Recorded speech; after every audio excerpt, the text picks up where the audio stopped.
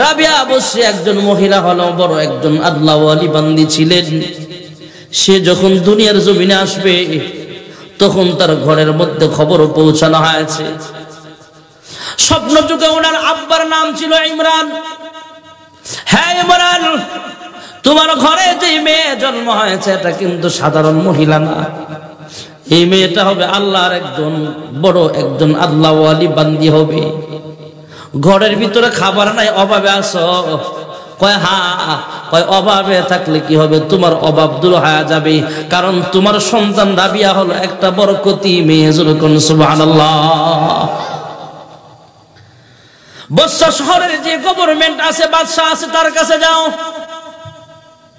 ওই বসরা শহরের যে বাদশা, ওই বাদশা প্রতিদিন আমার পয়গম্বরের কাছে তথা স্বপ্ন যুগে আল্লাহর হাবিবের সাথে তার সাথে দেখা হয়ে গেল। আল্লাহর হাবিব রাবিয়া বসরির আব্বা ইমরানকে ডাক দেয়া বলে, ইমরান তুমি যাও বসরা শহরে যায় বাদশার সাথে দেখা করবা। দেখা করে বলবা বাদশা একটা আমল করে তথা প্রতিদিন 3 থেকে 400 বার আমি নবীর উপরে দুরূদ পাঠ করে। সুবহানাল্লাহ। সে যে প্রতিদিন 3 থেকে 400 বার দুরূদ শরীফ পাঠ করে তার বিবিও জানে না, কেউ জানে না, শুধু জানেন একমাত্র আল্লাহ। আর আল্লাহ যেহেতু আমি যেহেতু আল্লাহর হাবিব, ফেরেশতাদের মাধ্যমে আমার কাছে যেহেতু দুরূদের হাদিয়া পাঠায় দেয়, কারণ আল্লাহর হাবিব বলেন আমি দুনিয়া থেকে বিদায় হয়ে গেল, দুনিয়ার কোথাও থেকে যখন আমার কোন উম্মত নেক আমল করবে, দুরূদ শরীফ পাঠ করবে, এই আমলের হাদিয়াগুলো আমার রওজা ছেড়ে ফেরেশতারা পৌঁছায় দিবে। যেরকম সুবহানাল্লাহ। আমরা যে এখানে বসে ওয়াজ মাহফিল শুনতেছি, মাঝে মাঝে নবীর নাম নিতেছি, আল্লাহর নাম নিতেছি, এই আমলগুলো আল্লাহ ফেরেশতাদের মাধ্যমে আল্লাহর হাবিবের কানে পৌঁছায় দিবে। সুবহানাল্লাহ। হ্যাঁ ইমরান, দেশে দেশে বাদশা আমল করে কেউ জানে না, একমাত্র জানে আমার আল্লাহ। তুমি যা তাকে সংবাদ দিবা, হ্যাঁ রাষ্ট্রপ্রধান তুমি প্রতিদিন নাকি 300 থেকে 400 বার বা 500 বার দুরূদ শরীফ পাঠ করো। আল্লাহর নবী শিখায়া দিলেন, যাও যায় বলবা তার দুরূদটা প্রতিদিন হয়, কিন্তু আজকে আমলটা হয় নাই। প্রতিদিন যে আমলগুলো হয় সে আমলের হাদিয়া আমার পর্যন্ত আল্লাহ পৌঁছায় দেয়। সুবহানাল্লাহ। এই সংবাদটা তার কাছে দিবা আর বলবা গত রাত্রে যে আমল করো নাই এর কাফারা হলো আমাকে 400 দিরহাম হাদিয়া দিবা। সুবহানাল্লাহ। রাবিয়া বসরির আব্বা বাদশার কাছে চলে গেলেন। আল্লাহর হাবিব স্বপ্ন যুগে যেইভাবে শিখায়া দিয়েছেন সেইভাবে যা বলে, হ্যাঁ দেশের রাষ্ট্রপ্রধান আপনি নাকি প্রতিদিন কয়েকশো বার নবীর উপরে দুরূদ পড়েন, কেউ জানে না, জানেন তো আল্লাহ? কয় হ্যাঁ আল্লাহ জানে, কিন্তু তুমি কেমনে জানলা? সুবহানাল্লাহ। কয় আমার নাম উমুক, আমার বরকতি মেয়ের বরকতে আল্লাহর নবী স্বপ্ন যুগে আমাকে জানিয়ে দিয়েছেন, আর গত রাত্রে নাকি তুমি দুরূদ শরীফ পড়ো নাই, এর কাফারা হলো আমাকে বকশিশ দিবা, হাদিয়া দিবা 400 দিরহাম। সুবহানাল্লাহ। বাদশা খবর শোনা মাত্র 400 দিরহাম হাদিয়া দিল। 10,000 দিনার মানুষের মাঝে ব্যয় করলো, ফকির মিসকিনদের খাওয়ায় শুকরিয়া আদায় করলো, কারণ আল্লাহ ওয়ালা একজন বাদশা ছিলেন তিনি। রাবিয়া বসরি যখন আস্তে আস্তে বড় হইতে হইতে তার আব্বাও গেছে মারা, মাও দুনিয়া থেকে বিদায় হয়ে গেছে, আব্বাও দুনিয়া থেকে বিদায় হয়ে গেছে। অন্য অন্য বোনদের বিয়ে হয়ে গেছে, কিন্তু রাবিয়ার বিয়ে হয় নাই। এক ডাকাত দল তাকে কিডন্যাপ করে ডাকাতি করে নিয়ে অন্য দেশে বিক্রি করে দিয়েছে। বড় লোকের কাছে যখন বান্দি সাজায় রাখছে, গোলাম হিসেবে বান্দি হিসেবে রেখে দিয়েছে, বিক্রি করে অন্য কেনা বেচা হইতো, তখন বান্দি কেনা বেচা হতো, গোলাম বেচা কিনা হতো। ডাকাত দল কিডন্যাপ কইরা ডাকাতি কইরা তাকে অন্য বড় লোকের কাছে দিয়া তাকে বান্দি হিসাবে ব্যবহার করার জন্য পাঠায়া দিলেন, বিক্রি করে দিলেন। এই রাবিয়া বসরি যদিও আল্লাহ ওয়ালি, কিন্তু আরেক গণের বান্দি। ওই মানুষটা ছিল বেঈমান, তার উপরে অত্যাচার করে জুলুম করে, সারাদিন কাজ কইরা রাতের বেলা রাবিয়া বসরি মালিকের কুদরতি ভাবে সেজদা দেয়। একদিন তার বাড়ির মালিকটা বেশি মাত্রায় জুলুম করে ফেলেছে। রাতের বেলা রাবিয়া বসছে আল্লাহর দরবারে দোয়া করে, আল্লাহ আমার উপরে আমার বাড়ির মালিকটা জুলুম করলো, তুমি তারে মাফ করে দিও, তুমি তার উপরে গজব দিও না। জোরে কোন সুবহানাল্লাহ। রাবিয়া বসছি যেই বাড়ির বান্দি সেই বাড়ির মালিক রাতের গভীরে যখন ঘুম থেকে হঠাৎ জাগ্রত হলেন, চুপে চুপে রাবিয়া বসছির কামরার সামনে গিয়ে আওয়াজ শুনতে পায়। রাবিয়া বসছি তার জন্য বদদোয়া করে না, বরং আল্লাহর কাছে দোয়া করি রাবিয়া বসছিকে এই লোকটা আজাদ করে দিলেন শোনা মাত্র। জোরে কোন সুবহানাল্লাহ। ডাক দেয়া কয়, হ্যাঁ রাবিয়া, তুমি আমার জন্য বদদোয়া করো না, বরং সুদোয়া করতেছে, যাও আজকে থেকে তোমাকে আজাদ করে দিলাম। রাবিয়া বসছি আজাদ হয়ে মালিকের কুদরতি পায়ে সিজদা দেয়, ইবাদত করে।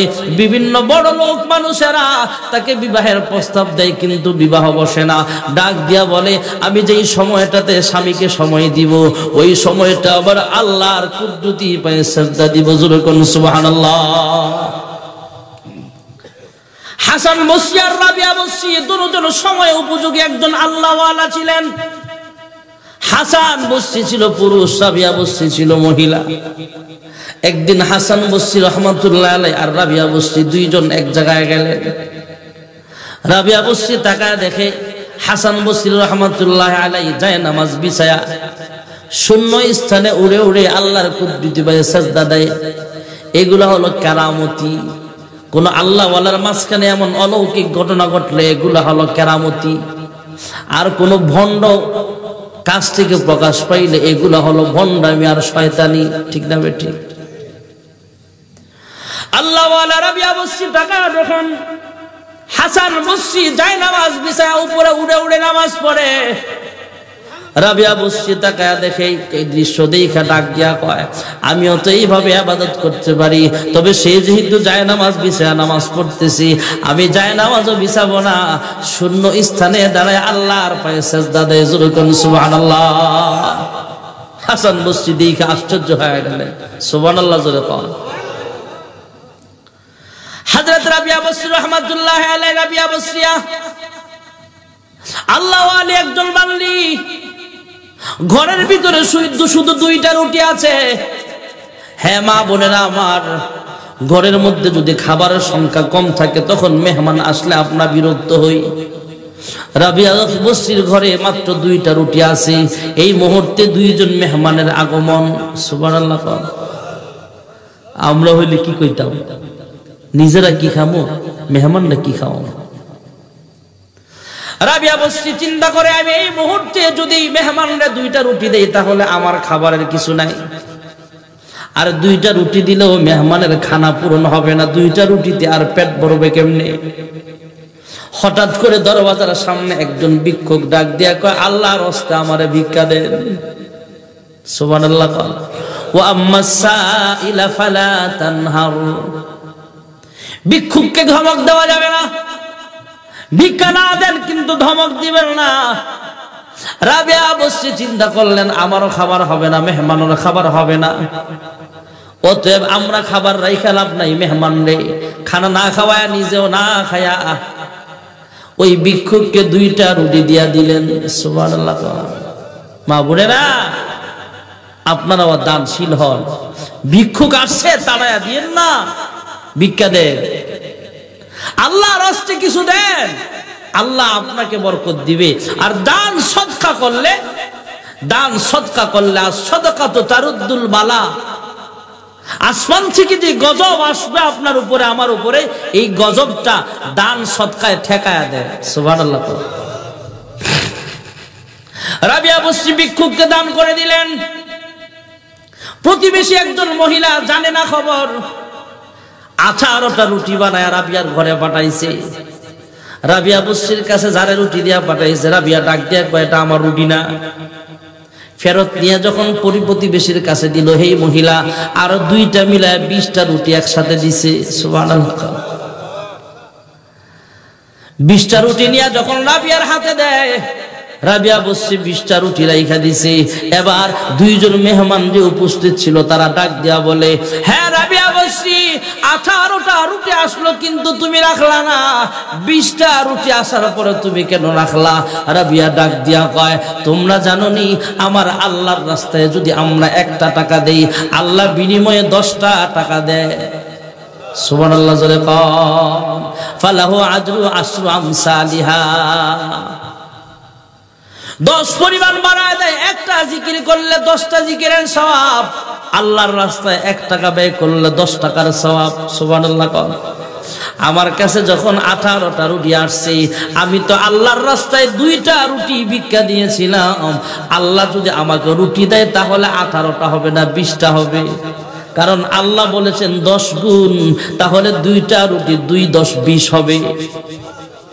2 10 20 হবে, 18 হতে পারে না। আমার ইয়াকিন হয়ে গেছে যেহেতু 20টা রুটি হাদিয়া আসছে, আবার আজকে থেকে আরো বিশ্বাস হয়ে গেল অবশ্যই আল্লাহ 1-এর বিনিময়ে 10 গুণ বাড়ায় দেয়। জোরে কোন সুবহানাল্লাহ। এই রাবিয়া বসরি কবরে আছে ভাইয়েরা আমার। কেমন পাওয়ারফুল একজন মহিলা। ফেরেশতারা ডাক দিয়া কয়, হে রাবিয়া আমার রব্বুকে। রাবিয়া ডাক দিয়া কয়, তোমাদের রবকে? কয়, আমাদের রব হলেন আল্লাহ। হ্যাঁ ফেরেশতারা তোমরা কোথা থেকে আসছো? কয়, আসমান থেকে আসছি। কয়, আসমান থেকে হাজার হাজার কিলোমিটার দূরে আইসা আবার 3.5 হাত মাটির নিচে আইসা ও তোমাদের রবকে ভুলো নাই? কয়, না আমরা রবকে ভুলি না। রাবিয়া বসরি ডাক দিয়া কয়, আমার লাইফটা কাটাইলাম আল্লাহর কুদরতি পায়ে সাজদা দিয়া। আমি জীবনে বিবাহ শাদীও বসি নাই, আমি জীবনে অন্য সংসারে যাই নাই, মালিকের কুদরতি পায়ে সাজদা দিলাম। হে ফেরেশতারা, তোমরা যদি আসমান থেকে আইসা মালিককে বলতে না পারো, তোমরা কেমনে ধারণা করলা আমি রাবিয়া মাত্র 3.5 হাত মাটির নিচে আইসা আমার রবকে ভুলে যাব? আমি আমার রবকে ভুলি নাই। আমার রব জোরে বলেন একমাত্র কে? কবরের মধ্যে ফেরেশতারা প্রশ্ন করবে, মার রব। নামাজের ভিতরে আমরা তেলাওয়াত করে আলহামদুলিল্লাহি রব, সুবহানাল্লাহ কন্না মিল আসেনি? আলহামদুলিল্লাহি রাব্বিল আলামিন। টাঙ্গাইলের মানুষ সূরা ফাতিহা পড়ে, কুমিল্লার মানুষও সূরা বলেন না সূরা ফাতিহাই পড়ে। এত শুনলাম, এত পড়লাম। ফজরও আলহামদুলিল্লাহি রাব্বিল আলামিন, প্রতি রাকাতে আলহামদুলিল্লাহ। সূরা ফাতিহা ইচ্ছা করে না পড়লে তো নামাজই হবে না। অনিচ্ছাকৃত ছুটে গেলে সূরা একটা মিলাই লাইছেন কিন্তু সূরা ফাতিহা পড়তে মনে নেই, অনিচ্ছাকৃত হলে সাহু সাজদা দিলে হবে। ইচ্ছাকৃত সূরা ফাতিহা না পড়লে নামাজ দিতে হবে না। এত শুনলাম, এত পড়লাম, এরপরও সূরা ফাতিহা বেমজা লাগে না মজা লাগে? এটা কোরআনের একটা মুজিজা। জাদিদ কাদিম, কেউ বলেন কোরআন জাদিদ, কেউ বলে কাদিম, কেউ বলে পুরাতন, কেউ বলে নতুন। হ্যাঁ, কোরআন 1500 বছর আগে নাজিল হয়েছে, সেই হিসাবে পুরাতন। আর কোরআন যত পড়বেন ততই নতুনের মতো লাগে, এই জন্য কোরআন নতুন ও পুরাতন। সুবহানাল্লাহ। টাঙ্গাইলের মানুষ সূরা ফাতিহা পড়ে, ঢাকার মানুষও সূরা ফাতিহা তেলাওয়াত করে, নোয়াখালীর মানুষও পড়ে। যদিও কথা বলার সময় ভাষার কিছু আঞ্চলিক ব্যবধান আছে না নাই? নোয়াখালীর মানুষ পয় রে হক কয়, কিরে তোরা বলে পয় রে হক, দূর হাগল আই এডাল ন খায় তুই হুরুদ করে ঢালে দিছে, এডাল খায় হেডের বুট বোর্ডে নিয়ে গোয়ায় তার নোহারে। এটা আঞ্চলিক ভাষা, কিন্তু নামাজের সময় একই ভাষা হয়ে যায়। বরিশাল যাবেন,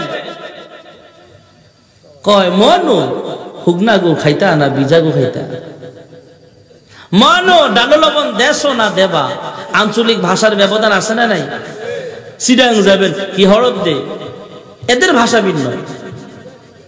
আবার সিলেট যাবেন, আরো ভিন্ন। সিলেটের আলাদা একটা মজা আছে।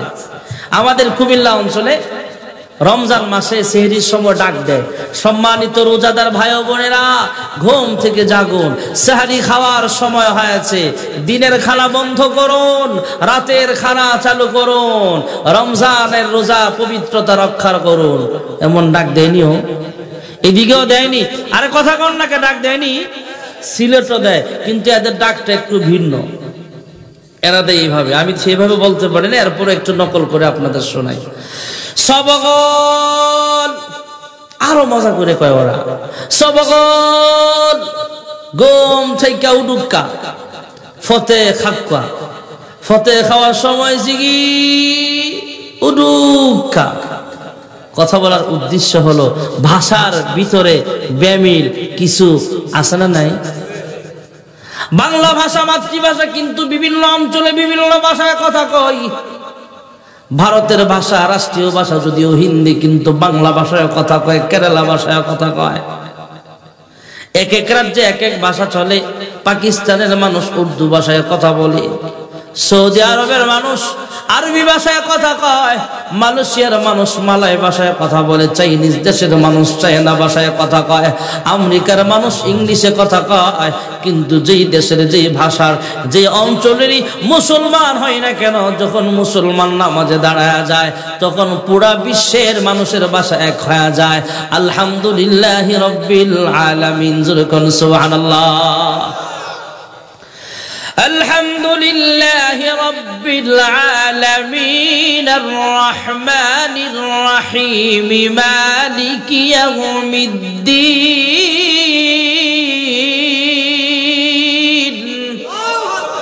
নামাজের ভিতরে আমরা তেলাওয়াত করি আলহামদুলিল্লাহি রাব্বিল আলামিন।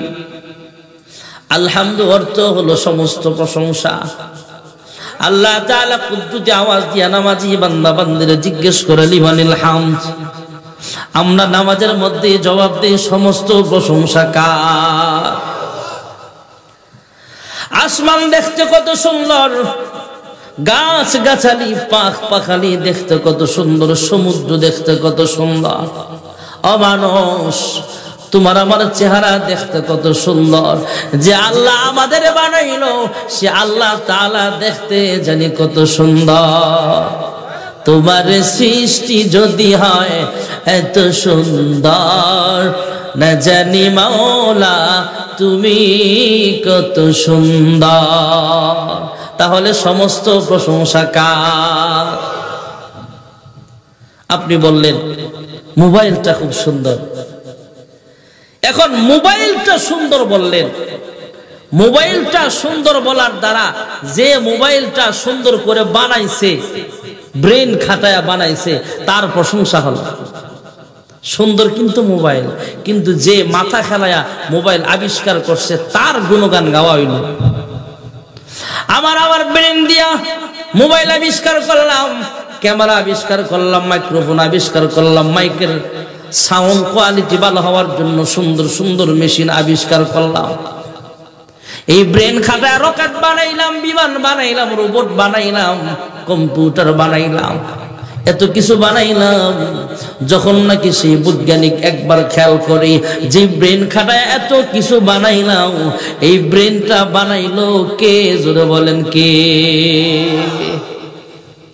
সেই বৈজ্ঞানিক কালেমা পড়ে মুসলমান হয়ে যায়, সুবহানাল্লাহ বলে। এই ব্রেন খাটায় এত কিছু আবিষ্কার করলাম, ব্রেনটাকে বানাইলো, জোরে ডাক দেন না আল্লাহ। তাহলে মোবাইল আবিষ্কার করলো যে তার প্রশংসা নয়? যে ব্রেন খাটায় মোবাইল বানাইলো সে ব্রেন যে আল্লাহ বানাইছে সে আল্লাহর প্রশংসা, সুবহানাল্লাহ। আলহামদুলিল্লাহ।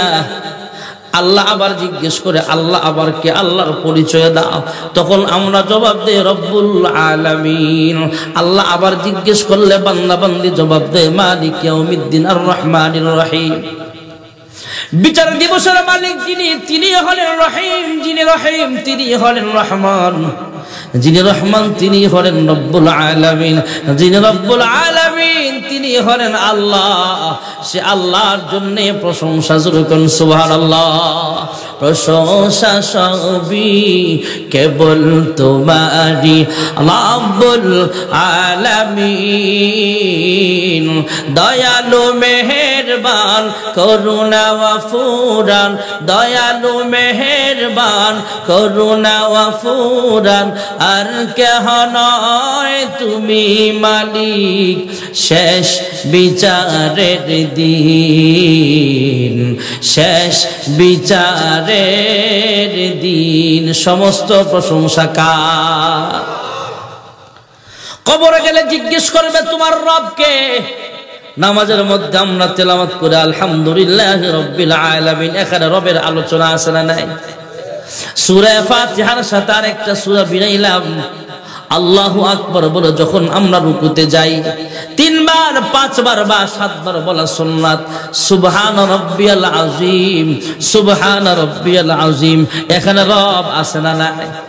সামি আল্লাহু লিমান হামিদা, রব্বানা লাকাল হাম, এখানে রব আসেনি? আল্লাহু আকবার বলে সিজদায় গেলাম 5 বার 3 বার বা 7 বার বলা সুন্নাত।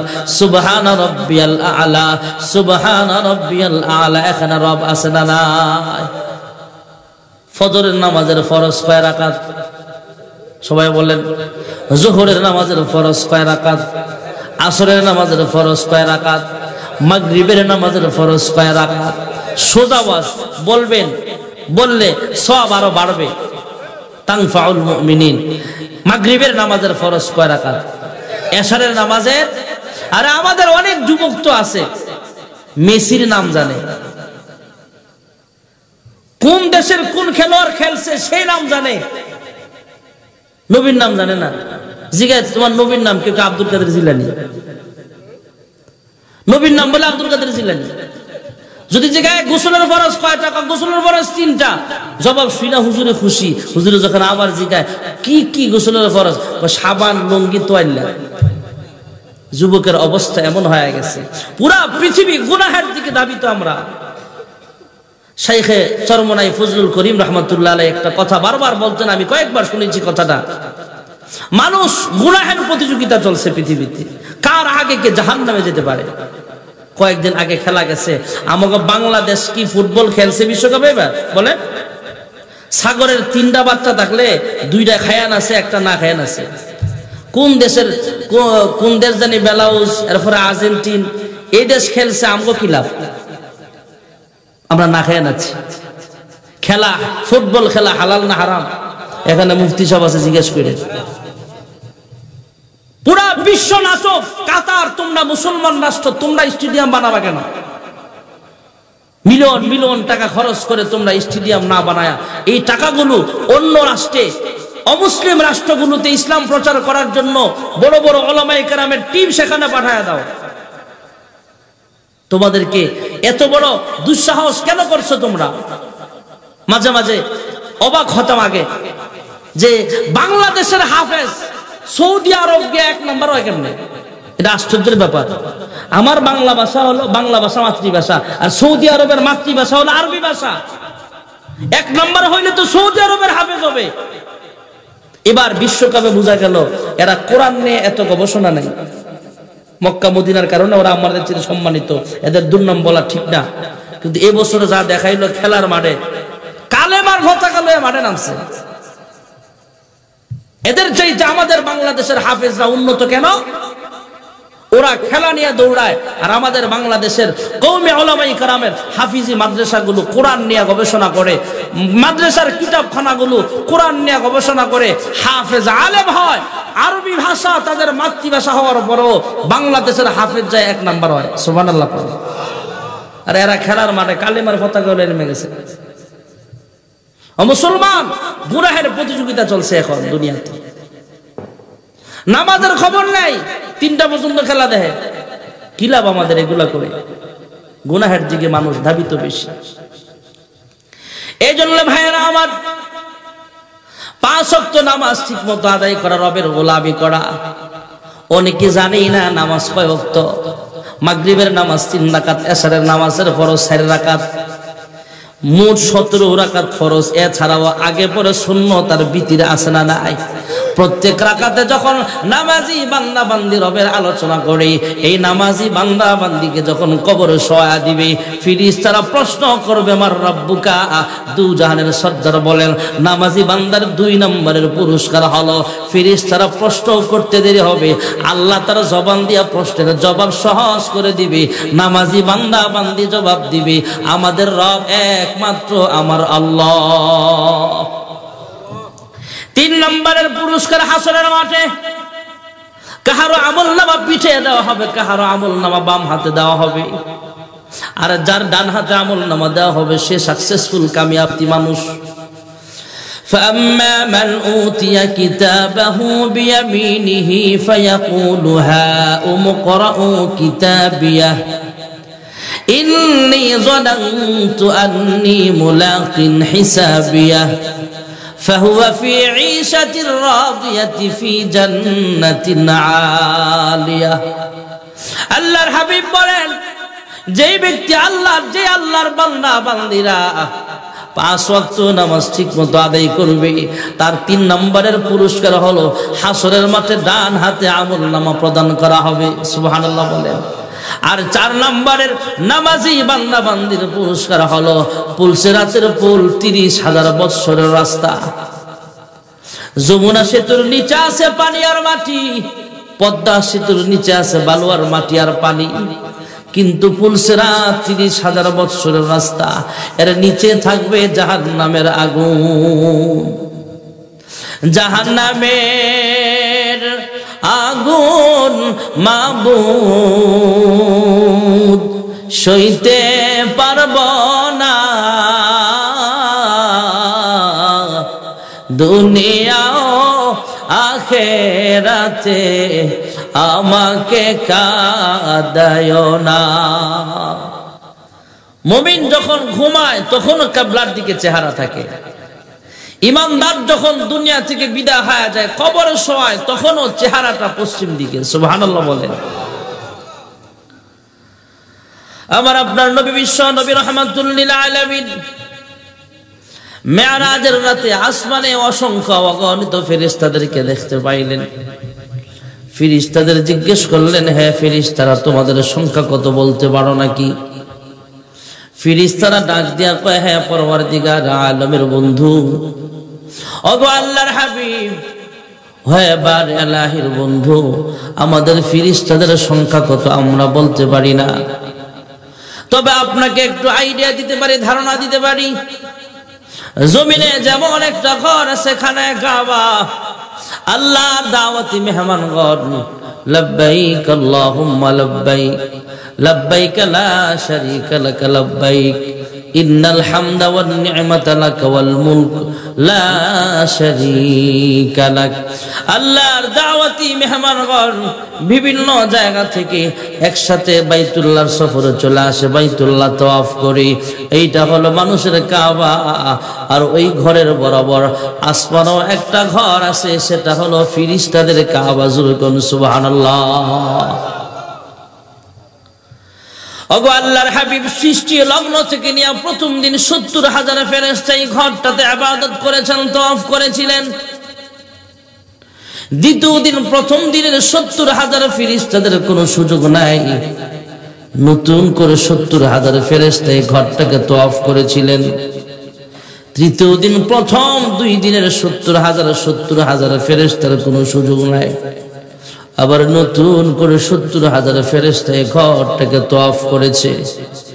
ফাইদা ওয়ায়াদখুলুহু কুল্লা ইয়াউমিন 70,000 মালাক লা ইয়াউদুনা ইলাইহি আও কামা ক্বালা আলাইহিস সালাতু ওয়াস সালাম।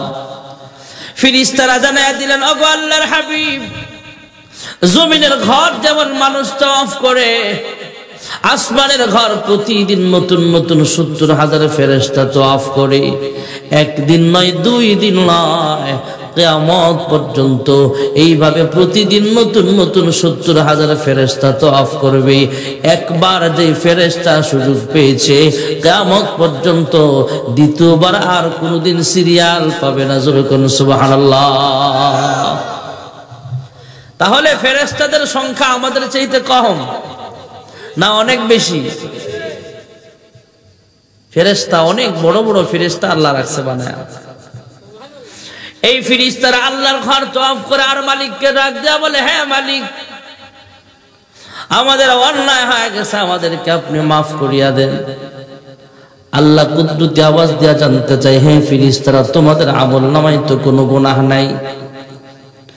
লা ইয়াসুনাল্লাহা মা আমারহুম ওয়া ইয়াফআলুনা মা ইউমারুন।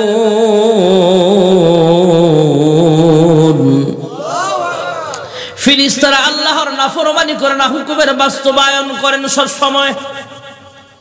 আল্লাহ ডাক দিয়া কয়, হ্যাঁ ফেরেশতারা, তোমাদের আমলনামায় তো কোনো গুনাহ নাই, তোমাদেরকে আমি আল্লাহ তাআলা গুনাহ করার মতো শক্তি আমি আল্লাহ দেই নাই। কিন্তু আমার যে আদম সন্তানরা জমিনে যাবে, তথা আমাদের আমলনামায় তথা আমাদের গুনাহ করার মতো শক্তি নাই না আছে? জোরে কোন আছে না নাই? হ্যাঁ ফেরেশতারা, তোমরা মাফ চাও কেন? ফেরেশতাদের অন্তরের খবর আল্লাহ জানেন।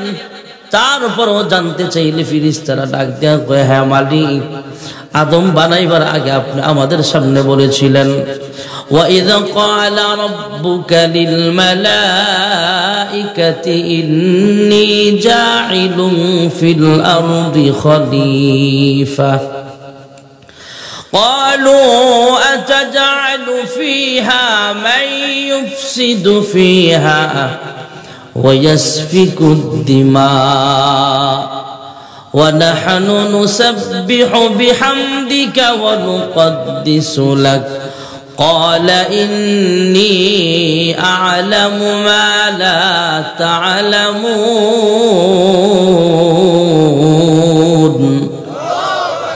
হে পরওয়ারদিগার আলম, আপনি আদম বানাইবার ব্যাপারে যখন আমাদের সামনে বলেছিলেন, আমরা জবাব দিয়েছিলাম, আয় আল্লাহ, তাসবিহ তাহলিল পাঠ করার জন্য আমরাই তো যথেষ্ট। যে কথাগুলো আপনার এই কথার পরিপ্রেক্ষিতে আমরা বলেছিলাম, এটা আমাদের ভুল হয়ে গেছে। আল্লাহ গো, এই বাইতুল মামুরকে উসিলা বানায় আপনার কাছে আমরা মাফ চাই, আপনি ক্ষমা করিয়া দেন। আল্লাহ রাব্বুল আলামিন কুদরতি আওয়াজ দিয়া কয়, হ্যাঁ ফেরেশতারা রে, আমি আল্লাহ তোমাদেরকে মাফ করে দিলাম, তবে আমি যে আদম জমিনে পাঠাবো, আদম সন্তানেরা যখন গুনাহ করে ফেলবে, তাদের দিলটা সাদা, সাদা দিলটাকে যখন এরা গুনাহ করতে করতে কালো বানায় ফেলবে, তোমরা তো বাইতুল মামুরকে উসিলা বানায় মাফ চাও, আমার বান্দা বান্দিরা কারে উসিলা বানায় আমি আল্লাহর কাছে মাফ চাইবে?